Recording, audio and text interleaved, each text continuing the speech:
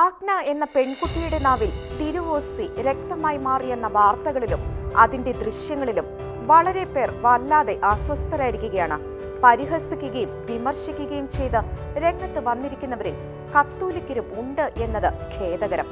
എന്നാൽ നിരീശ്വരവാദികളും അവിശ്വാസികളും സാത്താൻ ആരാധകരും മറ്റു മതസ്ഥരുമായ ചിലർ മാടവന സംഭവത്തെ തട്ടിപ്പെന്നും കൃത്രിമമെന്നും അടച്ചാക്ഷേപിക്കുക മാത്രമല്ല, പരിശുദ്ധ കുർബാനയിലെ കർത്താവിന്റെ ജീവിക്കുന്ന സാന്നിധ്യത്തെ അവഹേളിക്കാനും തള്ളിപ്പറയാനുമായി ഈ അവസരം തന്ത്രപൂർവ്വം ഉപയോഗിക്കുന്നത് കണ്ടില്ലെന്ന് നടിക്കാൻ വയ്യ.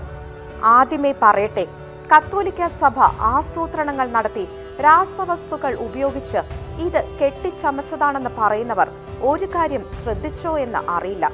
സഭാ നേതൃത്വത്തിൽപ്പെട്ട ആരെങ്കിലുമോ രൂപതാ പ്രതിനിധികളോ, എന്തിന് മാടവന സെന്റ് സെബാസ്റ്റ്യൻ ഇടവക വികാരി പോലുമോ സംഭവത്തെ അത്ഭുതമെന്ന് വിശേഷിപ്പിക്കുകയോ ഇതിന് ഏതെങ്കിലും വിധത്തിൽ പ്രചാരണം നൽകുകയോ ചെയ്തിട്ടില്ല. മാത്രമല്ല, പള്ളിയിൽ വെച്ച് മാത്രമല്ല സ്കൂളിലും സംഭവം ആവർത്തിച്ചു എന്നതും, ഒരേ വൈദികൻ ആയിരുന്നില്ല ഈ 5 പ്രാവശ്യവും കുട്ടിക്ക് തിരുവോസ്തി നൽകിയത് എന്നതും ഇതിന് പിന്നിൽ ആസൂത്രണങ്ങളുണ്ട് എന്ന വാദഗതികളെ ശിഥിലമാക്കുന്നു. ദീർഘനാളത്തെ ഔദ്യോഗിക പഠനത്തിന് ശേഷം മാത്രമാണ് ഇങ്ങനെയുള്ള കാര്യങ്ങളിൽ സഭ നിലപാട് അറിയിക്കുകയുള്ളൂ.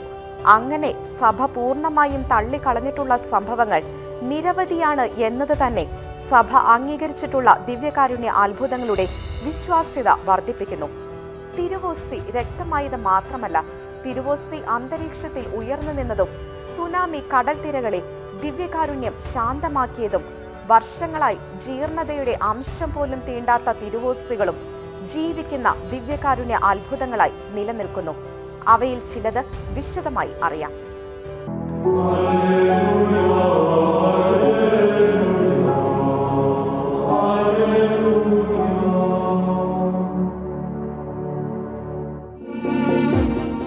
AD 750 ഇറ്റലിയിലെ ലാഞ്ചനോയിലുള്ള വിശുദ്ധ ലോഞ്ചിനൂസിന്റെ ആശ്രമ ദേവാലയത്തിൽ ഒരു ദിവ്യകാരുണ്യ അത്ഭുതം സംഭവിച്ചു.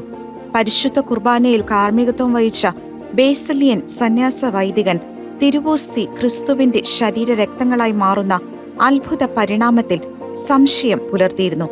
വൈദികന്റെ സംശയങ്ങൾക്ക് മറുപടിയെന്നോണം പരിശുദ്ധ കുർബാന വേളയിൽ കൂദാശാവചനങ്ങൾ ഉരുവിട്ടയുടനെ ഓസ്തി ജീവിക്കുന്ന മാംസവും വീഞ്ഞ് രക്തവുമായി മാറി. അവിടെ സന്നിഹിതരായിരുന്ന എല്ലാവരും ഈ അത്ഭുതത്തിന് സാക്ഷികളായി. രക്തം തുല്യമല്ലാത്ത 5 ഭാഗങ്ങളായി വേർതിരിയുകയുണ്ടായി. 5 രക്തഗോളങ്ങളുടെയും ആകെ ഭാരവും ഓരോ വ്യത്യസ്ത ഗോളങ്ങളുടെയും ഭാരവും 15.85 ഗ്രാം തന്നെയായിരുന്നു എന്നതായിരുന്നു അതിശയകരമായ മറ്റൊരു വസ്തുത. വിവിധ കാലങ്ങളിൽ വിവിധ വിദഗ്ധ സംഘങ്ങൾ ഇവയിൽ ഗവേഷണങ്ങൾ നടത്തുകയുണ്ടായി. 1574 ആർച്ച് ബിഷപ്പ് ആന്റോണിയോ ഗ്യാസ്പർ റോഡ്രിഗ്സിന്റെ നേതൃത്വത്തിലായിരുന്നു ആദ്യ ഔദ്യോഗിക പഠനങ്ങൾ. ആ പഠനങ്ങളിലാണ് രക്തഗോളങ്ങളുടെ ഭാരത്തിലെ അത്ഭുത പ്രതിഭാസം കണ്ടെത്തിയത്. 1970 പോൾ 6 പാപ്പയുടെ നിർദ്ദേശപ്രകാരം അരീസോ ആശുപത്രിയിലെ മുൻ മേധാവിയും അനാറ്റമി, ഹിസ്റ്റോളജി, കെമിസ്ട്രി, മൈക്രോസ്കോപ്പി പ്രൊഫസറുമായിരുന്ന ഡോക്ടർ എഡ്വാർഡ് ലിനോളിയും സിയന്ന സർവകലാശാലയിലെ ഡോക്ടർ റുജെറോ ബെർട്ടല്ലിയും നടത്തിയ വിശദമായ ഗവേഷണങ്ങൾക്ക് ശേഷം 1971 മാർച്ച് 4 പഠന റിപ്പോർട്ട് സമർപ്പിക്കുകയും ചെയ്തു. ഗവേഷണ വിശകലനങ്ങൾ വ്യക്തവും കൃത്യവും ചോദ്യം ചെയ്യപ്പെടാനാവാത്ത ശാസ്ത്രീയ സൂക്ഷ്മതയോട് കൂടിയവയുമായിരുന്നു. ഗവേഷണ ഫലങ്ങൾ ഇവയായിരുന്നു: മാംസവും രക്തവും യഥാർത്ഥ മനുഷ്യമാംസ രക്തങ്ങൾ തന്നെ. മാംസം ഹൃദയമാംസ രക്തപേശികളുടേതാണ്. ഹൃദയപേശികളിലെ മയോകാർഡിയം, എൻഡോകാർഡിയം എന്നിവ വ്യക്തമാണ്. Chloride, phosphorus, magnesium, potassium, sodium, calcium എന്നീ ധാതുക്കൾ അടങ്ങിയതാണ് രക്തം. ടൂറിൻ തിരുക്കച്ചയിൽ കണ്ടെത്തിയ AB വിഭാഗത്തിൽപ്പെട്ട രക്തഗ്രൂപ്പ് തന്നെയാണ് മാംസത്തിലും രക്തത്തിലും ഉള്ളത്. മധ്യപൂർവ്വദേശത്തെ ജനങ്ങളുടെ സവിശേഷതകളുമായി സാമ്യമുള്ളതാണ് രക്തസാമ്പിൾ. ജീവനുള്ള മനുഷ്യരക്തത്തിൽ കാണുന്ന പ്രോട്ടീനുകളുടെ അനുപാതം തന്നെയാണ് രക്തത്തിൽ ഉള്ളത്. അമിതമായ ഉപ്പിന്റെയോ കേടുകൂടാതെ സൂക്ഷിക്കുന്നതിനുള്ള വസ്തുക്കളുടെയോ സാന്നിധ്യം മാംസരക്തങ്ങളിൽ കണ്ടെത്താൻ സാധിച്ചിട്ടില്ല. രക്തധമനികളും വേഗസ് നെർവിന്റെ ശാഖയും മാംസത്തിൽ ഉണ്ട്. പ്രൊഫസർ ലിനോലി വിദഗ്ധങ്ങളായ മൈക്രോസ്കോപ്പിക് ചിത്രങ്ങളുടെ സഹായത്തോടെ തന്റെ റിപ്പോർട്ടിലെ കണ്ടെത്തലുകൾ സ്ഥിരീകരിക്കുകയും ചെയ്തു. ക്വാദേർണി സ്ക്ലാവോ ഡി ഡയഗ്നോസ്റ്റിക്ക ക്ലിനിക്ക ഡി ലബോറട്ടറിയോ എന്ന ഗ്രന്ഥത്തിൽ അദ്ദേഹം അവ പ്രസിദ്ധീകരിച്ചിട്ടുണ്ട്. ഹൃദയപേശികളിലെ myocardium, endocardium, fibrous elastic tissue എന്നിവയും സാമ്പിളിൽ വ്യക്തമാണ്. മൈക്രോസ്കോപ്പിക് ചിത്രങ്ങളിൽ രക്തധമനികളും വേഗസ് നെർവിന്റെ ശാഖയും സുവ്യക്തമായി കാണാം. 1973 ലോകാരോഗ്യ സംഘടനയുടെ ചീഫ് അഡ്വൈസറി ബോർഡ് നിയോഗിച്ച ഒരു സയന്റിഫിക് കമ്മീഷൻ വീണ്ടും മാംസരക്തങ്ങൾ പഠനങ്ങൾക്ക് വിധേയമാക്കി. 15 മാസം നീണ്ട 500ഓളം പരിശോധനകളിലൂടെ പ്രൊഫസർ ലിനോലിയുടെ പഠനങ്ങളെല്ലാം സത്യമെന്ന് സ്ഥിരീകരിക്കപ്പെട്ടു. മാംസം ജീവനുള്ള കോശങ്ങൾ അടങ്ങിയതാണെന്നും ജീവനുള്ളവ പ്രതികരിക്കുന്നത് പോലെ തന്നെ അവ എല്ലാ വൈദ്യ പരീക്ഷണങ്ങളോടും വളരെ വേഗത്തിൽ പ്രതികരിക്കുന്നുവെന്നും കമ്മീഷൻ പ്രഖ്യാപിച്ചു. 1976 ഡിസംബറിൽ ലോകാരോഗ്യ സംഘടന നിയമിച്ച കമ്മീഷന്റെ റിപ്പോർട്ട് പ്രസിദ്ധീകരിച്ചു. പല പരിമിതികളുമുള്ള ശാസ്ത്രം പ്രസ്തുത വിഷയത്തിൽ വിശദീകരണം നൽകാനാകാത്ത പ്രതിസന്ധിയിൽ എത്തിച്ചേർന്നിരിക്കുകയാണ് എന്ന് റിപ്പോർട്ടിൽ പരാമർശിക്കുന്നുണ്ട്. 1981 ഡോക്ടർ റുജെറോ ബെട്ടലിയുടെ നേതൃത്വത്തിൽ സിയന്ന സർവകലാശാലയിലെ വിദഗ്ധ സംഘം വീണ്ടും പരീക്ഷണങ്ങൾ നടത്തുകയുണ്ടായി. ലെനോളിയുടെ പഠനങ്ങളെ സ്ഥിരീകരിക്കുന്നതോടൊപ്പം 12 നൂറ്റാണ്ടിലേറെയായി പ്രകൃതിയുടെയും അന്തരീക്ഷത്തിന്റെയും ജൈവപരമായ പ്രതികരണങ്ങളെയും സ്വാഭാവിക പരിണാമങ്ങളെയും തരണം ചെയ്ത് മാംസരക്തങ്ങൾ നിലനിൽക്കുന്നതിനെ അസാധാരണ പ്രതിഭാസമെന്ന് വിശേഷിപ്പിക്കുകയും ചെയ്തു. 1175 വരെ ബേസിലിയൻ സന്യാസിമാരായിരുന്നു തിരുമാംസ രക്തങ്ങളുടെ തിരുശേഷിപ്പുകൾ സൂക്ഷിച്ചിരുന്നത്. 1252 വരെ ബെനഡിക്ടൈൻ സന്യാസികൾ തിരുശേഷിപ്പടങ്ങിയ ദേവാലയത്തിന്റെ മേൽനോട്ടം ഏറ്റെടുത്തു. 1258 ദേവാലയം ഫ്രാൻസിസ്കൻ സഭക്കാർ ഏറ്റെടുക്കുകയും തൽസ്ഥാനത്ത് വിശുദ്ധ ഫ്രാൻസിസിന്റെ നാമധേയത്തിൽ ദേവാലയം പണിയുകയും ചെയ്തു. അതിമനോഹരമായ ഒരു അരുളിക്കയിൽ തിരുമാംസവും സ്ഫടിക കാസയിൽ തിരുരക്തവും ഇന്നും ലാഞ്ചനോയിലെ സെയിന്റ് ഫ്രാൻസിസ് ദേവാലയത്തിൽ വണക്കത്തിൽ ഉണ്ട്. ഒരു ജീവനുള്ള വ്യക്തിയിൽ നിന്ന് ഇപ്പോൾ അറുത്തെടുത്താൽ എന്ന പോലെ തിരുശരീര രക്തങ്ങൾ നിലകൊള്ളുന്നു. മാംസമായ തിരുവോസ്തിയും രക്തഗോളങ്ങളും അടങ്ങിയ അരുളിക്ക ശാസ്ത്രലോകത്തിനു മുന്നിൽ ചോദ്യങ്ങൾ ശേഷിപ്പിച്ചും നിഷേധാത്മക വാദങ്ങൾക്കുള്ള മറുപടിയായും പ്രകൃത്യാന്തരീക്ഷ ജൈവശക്തികൾക്കതീതമായും ജീവൻ തുടിക്കുന്ന അത്ഭുത പ്രതിഭാസങ്ങളായി ഇന്നും തുടരുന്നു.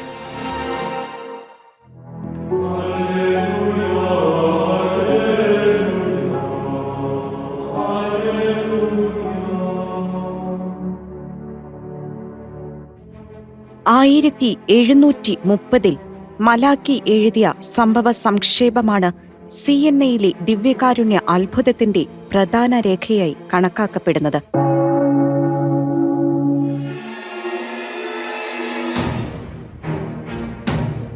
1730 ഓഗസ്റ്റ് 14 കൊള്ളക്കാർ സിയന്നയിലെ സാൻ ഫ്രാൻസിസ്കോ ദേവാലയത്തിൽ പ്രവേശിക്കുകയും കൂദാശ ചെയ്ത 351 തിരുവോസ്തികൾ അടങ്ങിയ സിബോറിയം മോഷ്ടിക്കുകയും ചെയ്തു. 3 ദിവസങ്ങൾക്ക് ശേഷം ഓഗസ്റ്റ് 17 പ്രൊവൻഗാനോയിലെ സാന്താ മരിയ ദേവാലയത്തിലെ ഭണ്ഡാരപ്പെട്ടിയിൽ വലിയ പ്രകാശം കണ്ട് നോക്കിയപ്പോൾ ചെളിയും പൊടിയും പുരണ്ട നിലയിൽ ഈ 351 തിരുവോസ്തികളും അതേ നിലയിൽ കണ്ടെത്തുകയുണ്ടായി.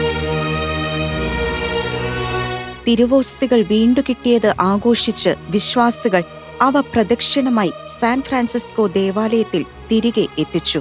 ഈ തിരുവോസ്തികൾ സക്രാരിയിൽ തന്നെ സൂക്ഷിക്കുകയും ദിവസങ്ങളും മാസങ്ങളും കടന്നുപോയിട്ടും തിരുവോസ്തികൾ യാതൊരു മാറ്റവുമില്ലാതെ കണ്ടെത്തുകയും ചെയ്തു.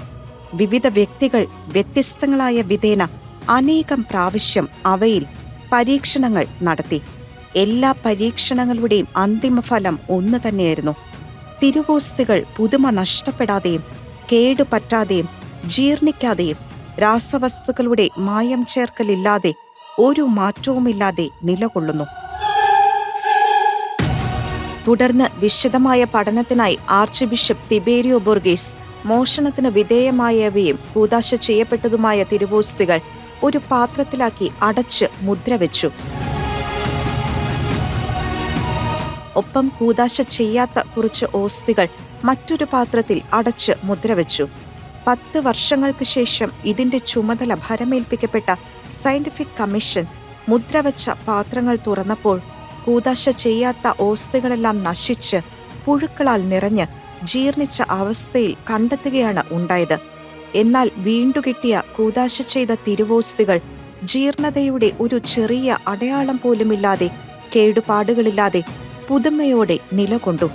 1914 സുപ്രസിദ്ധ പ്രൊഫസർ സിറോ ഗ്രിമാൽഡി ഉൾപ്പെടുന്ന ആരോഗ്യ, രസതന്ത്ര, വൈദ്യശാസ്ത്ര, ഔഷധ രംഗങ്ങളിലെ വിദഗ്ധർ നടത്തിയ പരീക്ഷണങ്ങളുടെ അടിസ്ഥാനത്തിൽ വിശുദ്ധ പിയൂസ് 10 പാപ്പ തിരുവോസ്തികൾ യാതൊരു കേടും സംഭവിക്കാതെ നിലനിൽക്കുന്നതായി പ്രഖ്യാപിച്ചു.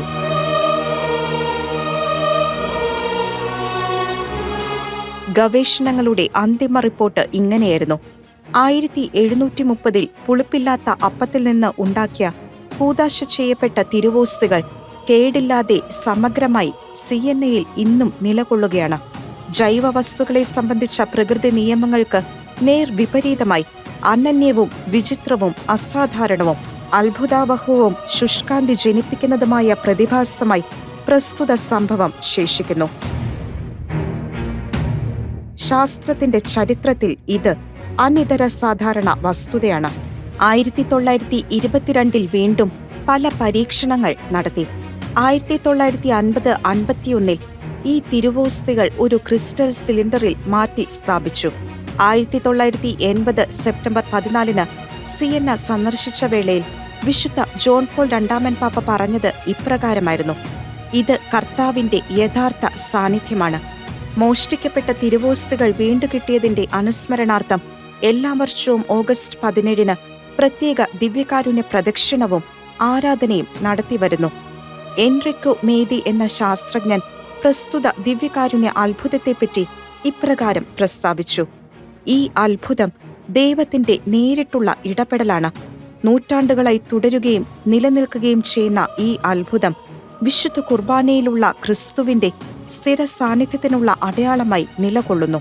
പരിശുദ്ധരിൽ പരിശുദ്ധനായവന്റെ തിരുശരീര രക്തങ്ങൾ CNAയിൽ പ്രകൃതി സഹജമായ പ്രതിഭാസങ്ങൾക്ക് അതീതമായി നൂറ്റാണ്ടുകൾക്ക് ശേഷം ഇന്നും ജീർണതയുടെ യാതൊരു ലക്ഷണവുമില്ലാതെ നിലകൊള്ളുന്നതിൽ നിന്ന് മനസ്സിലാക്കുക.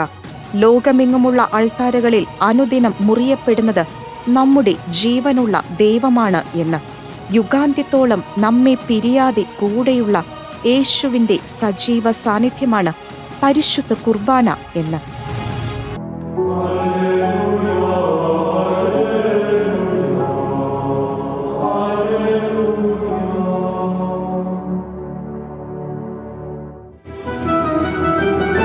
ഇരുപതാം നൂറ്റാണ്ടിൽ അർജന്റീനയിലെ ബ്യൂണസ് ഐറസിൽ അന്ന് ഫ്രാൻസിസ് പാപ്പ ജോർജ് മാരിയോ ബെർഗോഗ്ലിയോ എന്ന പേരിൽ സേവനമനുഷ്ഠിക്കുകയായിരുന്ന രൂപതയിൽ ശാസ്ത്രലോകത്തിന് വെല്ലുവിളി ഉയർത്തിക്കൊണ്ട് മറ്റൊരു ദിവ്യകാരുണ്യ അത്ഭുതം സംഭവിക്കുകയുണ്ടായി. 1996 ഓഗസ്റ്റ് 15 പരിശുദ്ധ മറിയത്തിന്റെ നാമധേയത്തിലുള്ള ദേവാലയത്തിൽ ഫാദർ അലഹാൻദ്രോ പെസറ്റ് ഒരു തിരുവോസ്തി അലക്ഷ്യമായി നിലത്ത് വീണ് ഉപേക്ഷിക്കപ്പെട്ട നിലയിൽ കണ്ടെത്തി. ആചാരപ്രകാരം അദ്ദേഹം തിരുവോസ്തി വെള്ളത്തിൽ അലിയിക്കുവാൻ ഇട്ടുകൊണ്ട് സക്രാരിയിൽ അടച്ചുവെച്ചു. ഓഗസ്റ്റ് 26 സക്രാരി തുറന്ന വൈദികൻ കണ്ടത് അത്ഭുതകരമായി രക്തവർണമായി മാറ്റപ്പെട്ട തിരുവോസ്തിയും ജലവും ആയിരുന്നു. യഥാർത്ഥ ഓസ്തിയേക്കാൾ വലുപ്പമുള്ള രക്തമാംസ കഷ്ണമായി തിരുവോസ്തി മാറ്റപ്പെട്ടിരുന്നു. കർദിനാൾ ബെർഗോഗ്ലിയോയുടെ നിർദ്ദേശപ്രകാരം മാംസവും രക്തവുമായി തീർന്ന തിരുവോസ്തി അതീവ രഹസ്യമായി കുറെ കാലം സൂക്ഷിക്കുകയും നാളുകൾക്ക് ശേഷവും അവ പ്രകൃതി പരിണാമങ്ങൾക്ക് വിധേയമാകാത്തതിനെ തുടർന്ന് ശാസ്ത്രീയ പഠനങ്ങൾക്കായി വിട്ടു നൽകുകയും ചെയ്തു. UN അവാർഡ് നേടിയിട്ടുള്ള പ്രശസ്ത ന്യൂറോ സൈക്കോ ഫിസിയോളജിസ്റ്റും നിരീശ്വരവാദിയുമായിരുന്ന doctor Ricardo Castano Gomez 1999 October 5 മാംസരക്തങ്ങളുടെ ഒരു സാമ്പിൾ ന്യൂയോർക്കിലെ 5 അംഗ വിദഗ്ധ സമിതിക്ക് പരീക്ഷണങ്ങൾ നടത്തുന്നതിനായി നൽകി. പഠനങ്ങളുടെ സൂക്ഷ്മതയ്ക്കും കൃത്യതയ്ക്കുമായി പരീക്ഷണ വസ്തുവിന്റെ ഉറവിടം ഗവേഷണ സംഘത്തിന് അദ്ദേഹം വെളിപ്പെടുത്തിയിരുന്നില്ല. പ്രശസ്ത കാർഡിയോളജിസ്റ്റും ഫോറൻസിക് പത്തോളജിസ്റ്റുമായ കൊളംബിയ യൂണിവേഴ്സിറ്റിയിലെ ഡോക്ടർ ഫ്രെഡറിക് സുഗിബും അവരിൽ ഉൾപ്പെട്ടിരുന്നു. അദ്ദേഹത്തിന്റെ വിലയിരുത്തലുകൾ ഇപ്രകാരമായിരുന്നു: ഹൃദയത്തിലെ ലെഫ്റ്റ് വെൻട്രിക്കിളിലെ വാൽവുകളോട് ചേർന്നുള്ള ഭാഗത്തെ ഹൃദയപേശികളാണ് സാമ്പിളിൽ ഉള്ളത്. മുറിവേറ്റ് വീക്കം വന്ന അവസ്ഥയിലാണ് ഹൃദയപേശികൾ ഉള്ളത്. അപ്രകാരമുള്ള അവസ്ഥയിൽ ഉൽപ്പാദിപ്പിക്കപ്പെടുന്ന വൈറ്റ് ബ്ലഡ് സെല്ലുകളുടെ അളവ് വൻതോതിൽ ഇവയിൽ കണ്ടെത്തിയിട്ടുണ്ട്. സാമ്പിൾ എടുക്കപ്പെട്ട സമയത്ത് ഹൃദയം ജീവനുള്ളതായിരുന്നു എന്നത് മേൽപ്പറഞ്ഞ കാര്യങ്ങളിൽ നിന്ന് സുവ്യക്തമാണ്. കാരണം വൈറ്റ് ബ്ലഡ് സെല്ലുകൾക്ക് ജീവനില്ലാത്ത ശരീരത്തിൽ നിലനിൽക്കാൻ ആകില്ല. പാർശ്വഭാഗത്ത് കടുത്ത ക്ഷതമേറ്റാലെന്ന പോലെ ഹൃദയപേശികളിൽ കടുത്ത ശാരീരിക സമ്മർദ്ദത്തിന്റെ തെളിവുകൾ പ്രകടമാണ്. രക്തം AB വിഭാഗത്തിൽപ്പെട്ടതാണ്. മാംസരക്തങ്ങളുടെ ഉടമസ്ഥന് ശ്വസന തടസ്സം നേരിട്ടിരുന്നതായും ശ്വസന പ്രക്രിയയിൽ നേരിട്ട കഠിനമായ വേദനയുടെ തെളിവുകളായ ത്രോംബൈ അഥവാ രക്തക്കട്ടകളും സാമ്പിളിൽ സുവ്യക്തമാണ്. ജേർണലിസ്റ്റ് മൈക്ക് വില്ലിസിയും അഭിഭാഷകൻ റോൺ ടെസോറിറോ എന്നിവരും ഈ കണ്ടുപിടുത്തങ്ങൾക്ക് നേരിട്ട് സാക്ഷ്യം നൽകി. ഓസ്ട്രേലിയയിലെ സിഡ്നി യൂണിവേഴ്സിറ്റി പ്രൊഫസറായ ഡോക്ടർ ജോൺ വോക്കറും പരീക്ഷണങ്ങൾ നടത്തുകയും വൈറ്റ് ബ്ലഡ് സെല്ലുകളുടെയും പേശികളുടെയും സാന്നിധ്യം സ്ഥിരീകരിക്കുകയും ചെയ്തു. 2001 ലാഞ്ചനോ അത്ഭുതം പഠിച്ച പ്രൊഫസർ എഡ്വേർഡ് ലിനോളി പ്രസ്തുത മാംസരക്തങ്ങൾ ഗവേഷണം നടത്തുകയും അവ ഹൃദയപേശികളാണെന്ന് കണ്ടെത്തുകയും ചെയ്തു. 12 നൂറ്റാണ്ട് മുൻപ് ലാഞ്ചനോയിലെ അത്ഭുതത്തിന്റെയും പ്രസ്തുത അത്ഭുതത്തിന്റെയും റിപ്പോർട്ടുകൾ അവയുടെ ഉറവിടം വെളിപ്പെടുത്താത്ത രീതിയിൽ മറ്റൊരു വിദഗ്ധ സംഘത്തിന് കൈമാറുകയും ഇവ രണ്ടും ഒരേ മനുഷ്യന്റെ ശരീരത്തിലെ ജീവിക്കുന്ന കോശങ്ങളാണെന്ന് സംഘം സ്ഥിരീകരിക്കുകയും ചെയ്തു. പ്രസ്തുത ദിവ്യകാരുണ്യ അത്ഭുതത്തിന്റെ വിശകലനങ്ങൾക്ക് ശേഷം നിരീശ്വരവാദിയായിരുന്ന ഡോക്ടർ റിക്കാർഡോ കസ്റ്റാനോൻ ഇന്ന് ദിവ്യകാരുണ്യ അത്ഭുതങ്ങളുടെ പ്രഘോഷകനായതും കത്തോലിക്ക വിശ്വാസം സ്വീകരിച്ചതും പ്രസ്തുത ദിവ്യകാരുണ്യ അത്ഭുതത്തിന് ആധികാരികത വർദ്ധിപ്പിക്കുന്നു. നിരീശ്വരവാദികൾ വിശ്വാസ പ്രഘോഷകരാകുന്നു. ശാസ്ത്രജ്ഞർ മുട്ടുമടക്കുന്നു. ദിവ്യകാരുണ്യ അത്ഭുതങ്ങൾ വീണ്ടും വീണ്ടും വെളിപ്പെടുന്നു.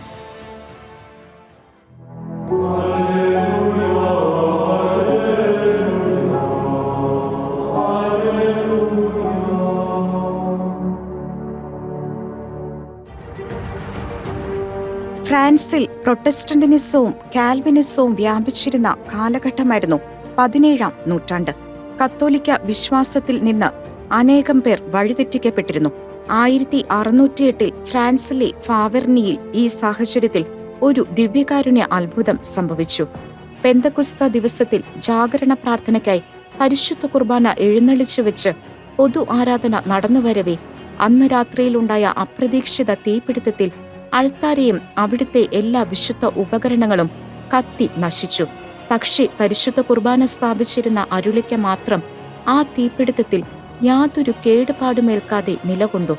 തീപിടിച്ച സമയത്ത് അന്തരീക്ഷത്തിൽ ഉയർന്നു നിന്ന അരുളിക്ക ഏതാനും ദിവസങ്ങൾക്ക് ശേഷമാണ് പഴയ സ്ഥിതിയിലേക്ക് തിരിച്ചു വന്നത്. കപ്പൂച്ചൻ സന്യാസിമാരോട് ഉടനെ തന്നെ ഒരു അൾത്താര നിർമ്മിച്ച് തിരുവോസ്തി അവിടെ സ്ഥാപിക്കണമെന്ന് ജനങ്ങൾ അഭ്യർത്ഥിച്ചു. അവർ ഉടനെ തന്നെ കത്തിപ്പോയ പഴയ അൾത്താരയ്ക്ക് പകരം പുതിയ ഒരെണ്ണം നിർമ്മിക്കുകയും ബലി അർപ്പിക്കുകയും ചെയ്തു. പരിശുദ്ധ കുർബാനാർപ്പണ വേളയിൽ തിരുവോസ്തി ഉയർത്തുന്ന ഭാഗം വന്നപ്പോൾ അന്തരീക്ഷത്തിൽ ഉയർന്നു നിന്ന അരുളിക്ക പതിയെ നീങ്ങി പുതിയ അൾത്താരയിൽ ചെന്നു ചേർന്നു. കാനോനിക പ്രക്രിയകൾ അവസാനിച്ച ശേഷം ജൂലൈ 10 ബിസാൻകോമിലെ ആർച്ച് ബിഷപ്പ് അത്ഭുതം യഥാർത്ഥമാണെന്ന് സ്ഥിരീകരിക്കുകയും സെപ്റ്റംബർ 13 റോഡിയിലെ ആർച്ച് ബിഷപ്പ് പാപ്പയെ അത്ഭുതത്തെക്കുറിച്ച് രേഖാമൂലം അറിയിക്കുകയും പാപ്പയുടെ അനുവാദത്തോടെ ഇതൊരു ദിവ്യകാരുണ്യ അത്ഭുതമായി പ്രഖ്യാപിക്കുകയും ചെയ്തു. ഈ അത്ഭുതത്തോടെ ധാരാളം ജനങ്ങളെ കത്തോലിക്ക വിശ്വാസത്തിലേക്ക് കർത്താവ് ആകർഷിച്ചു. തീപിടുത്തത്തിൽ നിന്നും പുറത്തുവന്ന തിരുവോസ്തി ഇന്നും വണക്കത്തിലുണ്ട്. അൾത്താര കത്തിയപ്പോഴും അഗ്നിസ്പർശമേൽക്കാതെ അന്തരീക്ഷത്തിൽ ഉയർന്നു നിന്ന അരുളിക്ക സത്യവിശ്വാസത്തിൽ നിന്നും വഴിതെറ്റിപ്പോയ അനേകരെ സത്യസഭയുടെ മടിത്തട്ടിലേക്ക് തിരികെ എത്തിച്ചു. തീജ്വാലകളുടെ പ്രഹരമേൽക്കാതെ സംരക്ഷിക്കപ്പെട്ട ആ തിരുവോസ്തി പരിശുദ്ധ കുർബാനയിലെ പ്രപഞ്ച സൃഷ്ടാവിന്റെ സാന്നിധ്യത്തിന് അടയാളമായി ഇന്നും തുടരുന്നു.